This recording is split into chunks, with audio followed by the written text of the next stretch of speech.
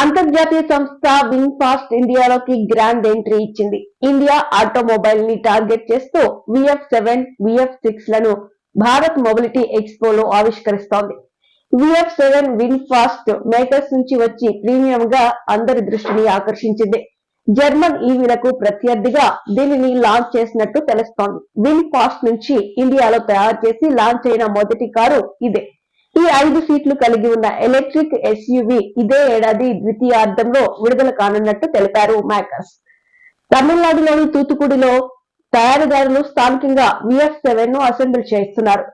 ఇతర ఫీచర్ల మాదిరిగానే VF7 ముందు భాగంలో కూడా V లోగోను రూపొందించారు. Field of front end design తో head lamp units, air vent grill తో క్లీన్ డిజైన్ చేశారు. Strong shoulder light, sheer wheel arches లతో మినిమలిస్టిక్ డిజైన్స్ VF7 సొంతం. కారు లోపల 15